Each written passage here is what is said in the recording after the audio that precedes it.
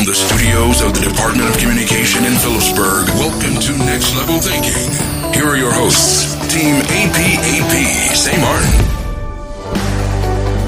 Hello, welcome to Next Level Thinking with your psychologist from APAP SXM. My name is Caroline van Oost and I'm a healthcare psychologist. I'm here with Sanne Gruiters and Honey Sheridan. This program has been made possible by the Ministry of Public Health and DCOM. This program highlights topics that help deal with the subjects that matters most, ourselves. And today, we will discuss child development. And what if your child develops differently?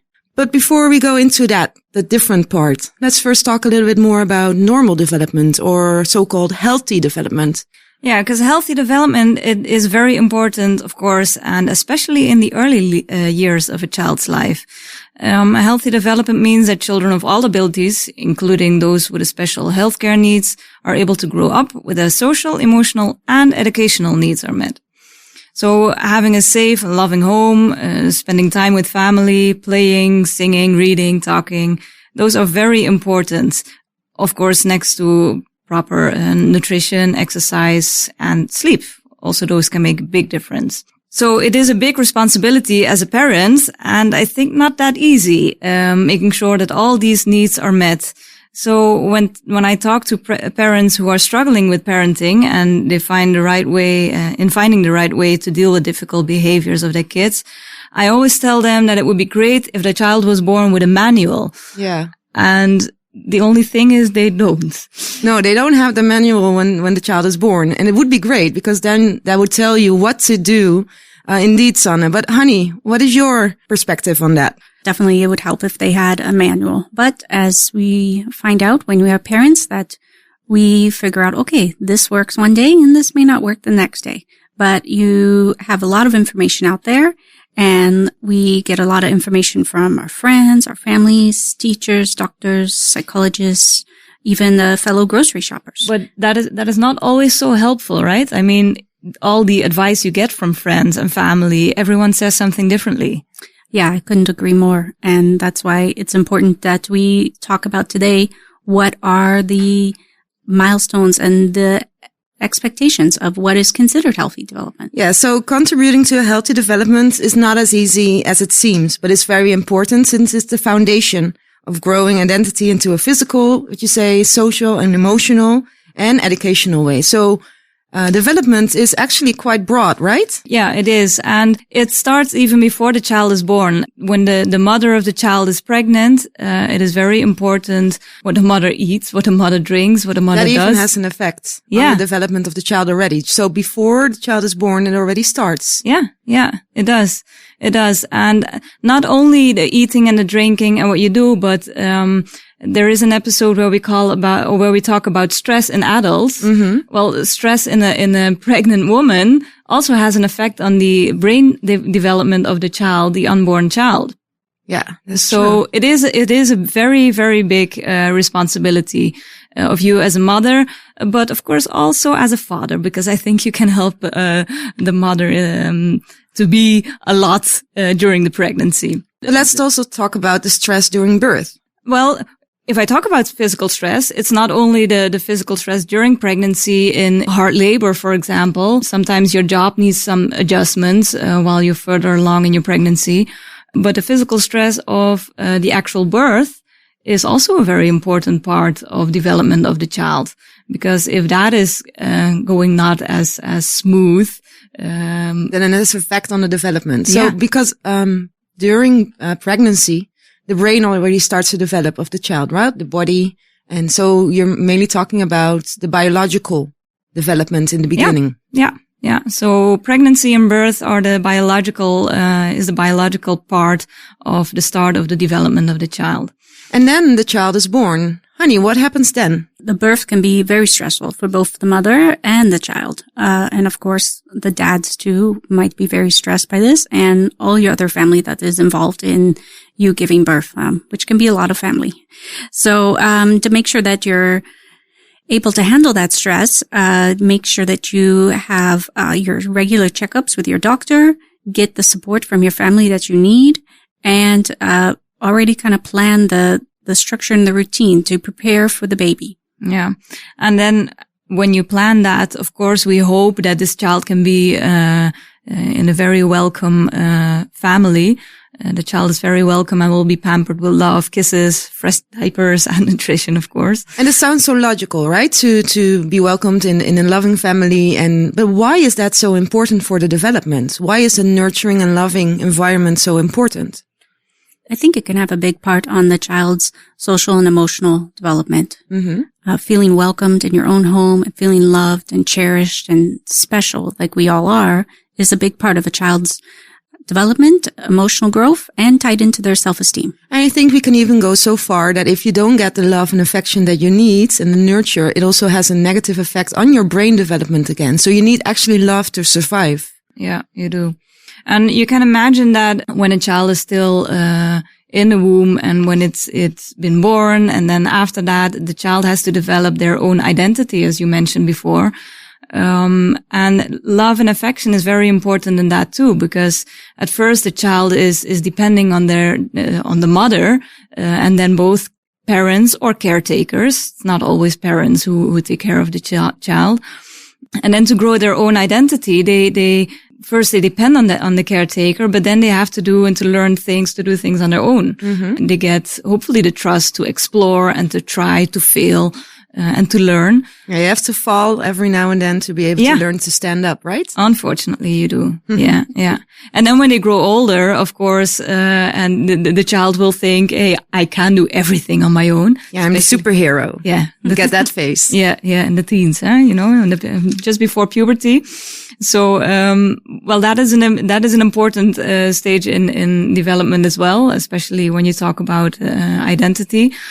It is difficult for the child. But it is also difficult for the caretakers because, you have to let go in a part, and the child has to try and do new things.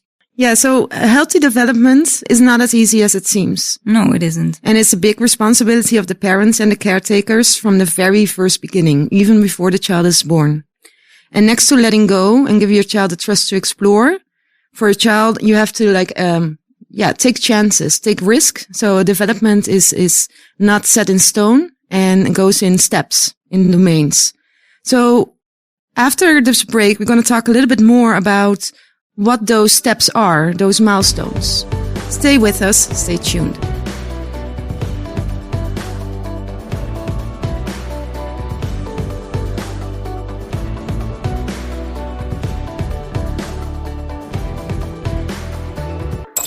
Next Level Thinking. To access all St. Martin Gov programming, visit the official government website at www.stmartingov.org. Hey! Prevention is the cure. Help us, we help you. Stop disease from spreading because of mosquito. I got a message for you. Say what? Please listen carefully. Listen. You can do your part to stop mosquitoes from biting me. Get rid of all containers. Get rid of them with water in them. Hey. Don't give mosquitoes no chance to lay eggs in them. Cause we don't want no disease. We don't want dengue. We don't want punya. We don't want Zika. No.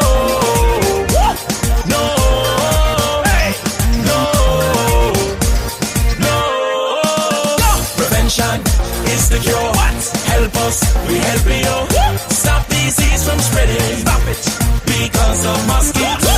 This is by King Voss. This message was brought to you by the Collective Prevention Services. Remember, do your part and stop disease from spreading because of mosquito. It's important to know more, now than ever, what employment opportunities are available. Get a head start on the competition at jobopportunity.sx by ensuring that your experience, achievements, and professional aspirations are viewed by the island's employers. Create your profile, display your skills, and be informed on what jobs are available with just-in-time updates at the tip of your fingers. For more info, call 520-5279 and register now at jobopportunity.sx. Hi, what's up, St. Martin? My name is Rene Leverett, and I play baseball. And I've represented St. Martin in numerous international tournaments and professionally around the world. Sports matters to me because it reveals and develops character. So I challenge the business community to step up for sports and help us rebuild and repair our facilities. I also ask the community to nominate local businesses in your area to take the challenge and step up for sports. Because hashtag sports matters, hashtag are you in? It's hard to make big changes in life. The energy, time, and commitment are often too great. That's why many men in our community struggle with their health. The Department of Collective Prevention Services is encouraging all men in our community to take the positive step and get checked. Schedule your annual medical screening, practice a healthy lifestyle by eating healthy, exercise regularly, and practice safe sex consistently. This message is brought to you by Collective Prevention Services, a department of the Ministry of Health. I was deceived about the nature of my job. I was abducted and sold. All my documents were confiscated and money was withheld from me. I was isolated and confined to one area. I was forced into prostitution. I was forced to lie to authorities and my family. Now that you know, what will you do? You can help by calling the National Reporting Bureau on Human Trafficking at 542-1553 or send email to naticotip@gmail.com. Human trafficking and exploitation. Please report it. You are listening to Next Level Thinking on St. Martin Gov Radio 107.9. Welcome back. My name is Caroline and I'm here today with Sanne and Honey.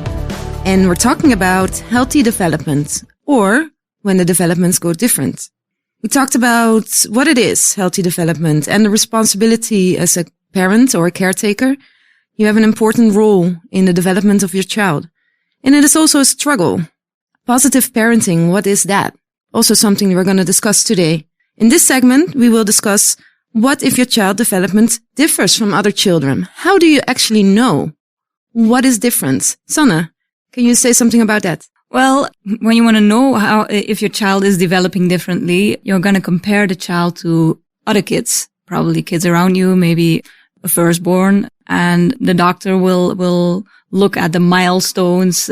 Other people will talk about milestones. Yeah, milestones, because Honey, you mentioned that in the segment before also, that is so important. But what do we mean with milestones? The milestones are just the key points that your child should kind of be reaching by a certain age. And we have to remember that what one child does, another child may not. So it's not set in stone. And if they don't reach it by a certain age, do not panic. Remember that all children do develop differently. They say it's not set in stone, but they do call it milestones. Yeah, it's a kind of weird. We say like, it is important, but it's not so important. So what are we actually saying?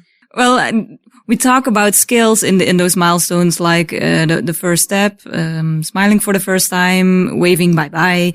Those are called developmental milestones, and each child can reach the milestones in how they play and how they learn, speak, and behave, and how they move. I think you can kind of also compare it to like when you're building a house, you need to start first with the bottom floor and then the second floor, and you cannot build the second floor if the first floor is not there, right?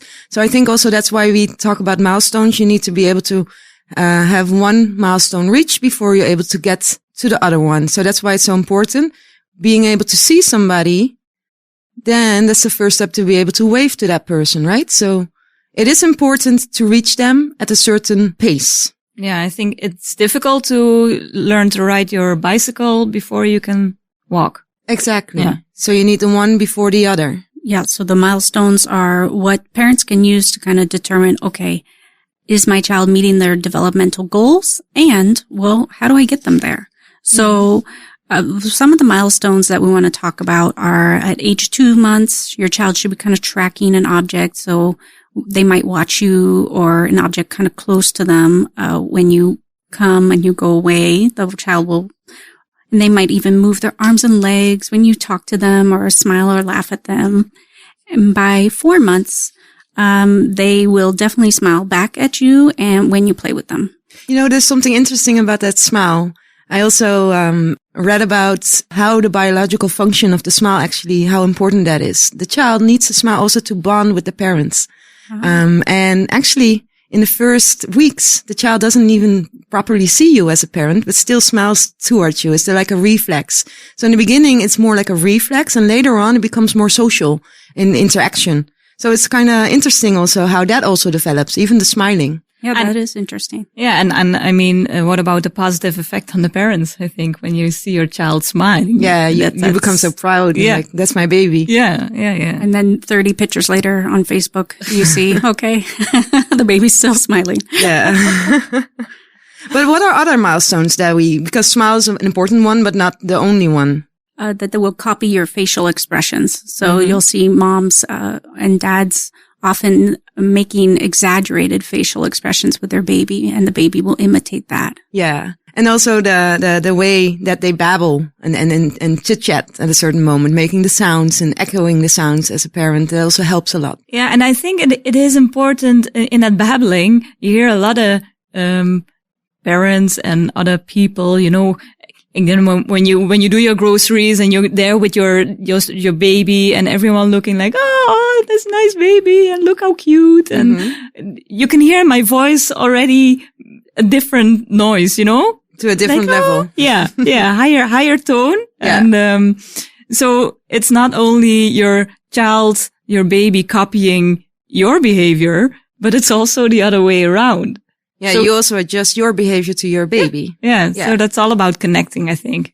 And that is, again, so important to feel good and about the things you do. And it stimulates the baby to learn new things and to do it again. Yeah.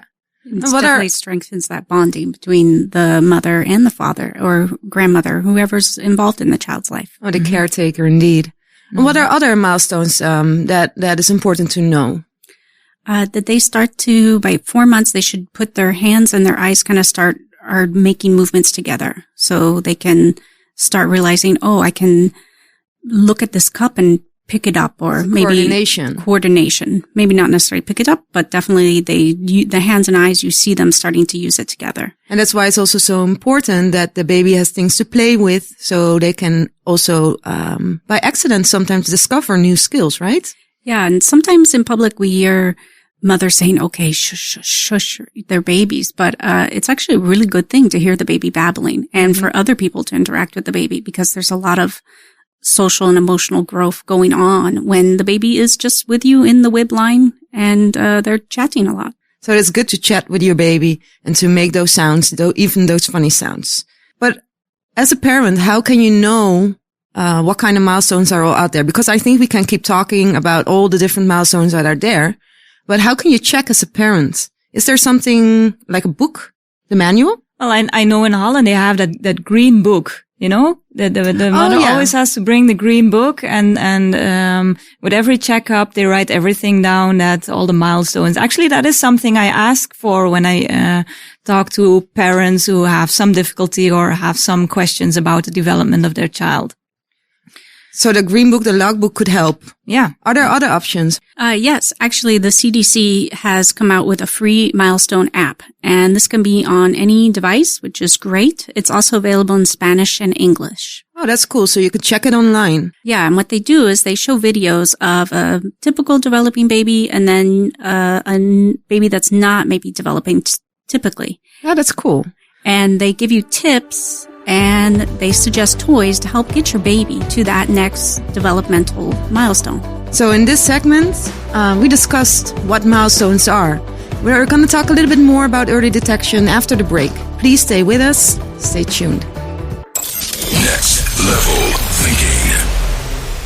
It's important to know more, now than ever, what employment opportunities are available. Get a head start on the competition at jobopportunity.sx by ensuring that your experience, achievements, and professional aspirations are viewed by the island's employers. Create your profile, display your skills, and be informed on what jobs are available with just-in-time updates at the tip of your fingers. For more info, call 520-5279 and register now at jobopportunity.sx. Hi, what's up, St. Martin? My name is Rene Leverett, and I play baseball. And I've represented St. Martin in numerous international tournaments and professionally around the world. Sports matters to me because it reveals and develops character. So I challenge the business community to step up for sports and help us rebuild and repair our facilities. I also ask the community to nominate local businesses in your area to take the challenge and step up for sports. Because #sports matters, #are you in? It's hard to make big changes in life. The energy, time, and commitment are often too great. That's why many men in our community struggle with their health. The Department of Collective Prevention Services is encouraging all men in our community to take the positive step and get checked. Schedule your annual medical screening, practice a healthy lifestyle by eating healthy, exercise regularly, and practice safe sex consistently. This message is brought to you by Collective Prevention Services, a department of the Ministry of Health. I was deceived about the nature of my job. I was abducted and sold. All my documents were confiscated and money was withheld from me. I was isolated and confined to one area. I was forced into prostitution. I was forced to lie to authorities and my family. Now that you know, what will you do? You can help by calling the National Reporting Bureau on Human Trafficking at 542-1553 or send email to naticotip@gmail.com. Human trafficking and exploitation. Please report it. You are listening to Next Level Thinking on St. Martin Gov Radio 107.9. Welcome back, listeners, to Next Level Thinking. I'm your host, Caroline, and in this part, I have Hani and Najila here with me. Najila just joined us. She is our special guest today, and Najila is a speech and language therapist. For those who are just joining in at this moment, we are discussing child development today. What if your child develops differently? What to do then, and how to recognize that?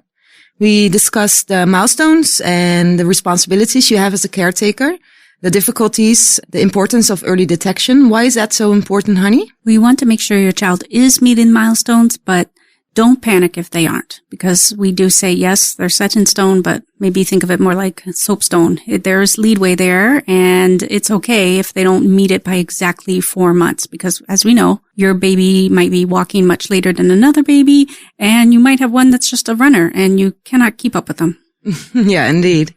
Yeah, Najila, today we actually wanted to talk a little bit more about communication, and then specifically the development of that milestone or that domain, I must say, actually, right? Yeah. Because within communication, you have also different kind of milestones. Yes, you do. You have, we like to segment it into 2 different types. We do receptive and expressive milestones. So what can your baby say and do at a certain time, and what they can hear and do at a certain time. So, what I like to say when it comes to expression, the rule of thumb is 1 year. If you're looking at the years, at the first year, you want 1-word expressions. So 1 year, 1 word. 1 word. So mama. Let me guess. Papa. 2 years? 2 years, 2 words. Yes. 3 years, 3 words, and then 4 plus. Uh-huh. So that's what you look at, and that's what you look for. So if your child is 3 years old and he's not saying anything, or only mama, or ball, and not clearly, then you would like to raise a flag and say, hey, maybe we need to check what's going on. Check maybe what's get some going on. extra help. And who do you go to get this check? Who do you ask? Well, usually in St. Martin, the first person they go to is the house doctor. And then from the house doctor, they're sent to me, speech therapist. SLT, right? SLT, SALT, SALT for short. How can you help also without even going immediately to the doctor, but how can you stimulate the communication from your child? The best thing to do is just talk to your child. Talking. That sounds easy, but it ain't that easy. It's not that easy, but what you do, everything you do with your child, you explain. So if you're picking up the keys, you jingle it. Oh, look, the keys. It makes sounds. And you talk about it with your child. Children repeat everything that we do, and that is what they need to be able to learn how to express themselves. So the more you do with your child, the more you communicate to your child, the more you talk to your child, reading, pointing everything out, looking, making that eye contact, really engaging them. That is what really helps with child development and communication. So it's really important to chat with your kids and make sure that you're listening to their babble and engaging them. And especially in the babies, anywhere between 0 and 1 year old, that's when our child is trying to pick up the most in communication. So first you hear them cooing, and then you hear them babbling, and you see these things. And when they're cooing or babbling, even if you don't understand what they're saying, you say, oh, really? You hear, yeah, oh my gosh. And that makes your child want to communicate more. And that also has an influence on the emotional development, right? If you get a reaction, you feel safe, you feel heard. And then that's also very important for the emotional part. Yes. Yeah. It validates your child and helps build their self-esteem and their connection with the family or the caretakers. Mm-hmm. But then after the first 2 years or 3 years, what then after the 4 years concerning communication? You just keep doing it. Communication never stops. Remember, this is like everything, it's evolving, it's growing. Between 1 and 5, that's where the foundation of communication is set, but that is not where it stops. Mm-hmm. That's the foundation, and you keep on building. Everything has a building block. Everything becomes more extreme, more abstract, and then you talk about different things. You let that grow. But but we do it naturally. But now we can do it naturally, but with a little back thought of, hey, if I do this and I do this more, then we can expect more evolution or evolving in our communication. And also, communication can become more abstract, more complex. And more diverse. Yeah. Yes. Yeah. So it's funny that you said the bricks, the stones, because we were mentioning the house, building a house before the break also. That's so important because if you don't know the structure of words, for example, then it would become difficult to write. Yeah. Right. Because, and then you look at the receptive part of communication. The receptive part of communication, you need to be able to hear different sounds to be able, and that's how we learn to put them together to be able to read. K-at. What is k?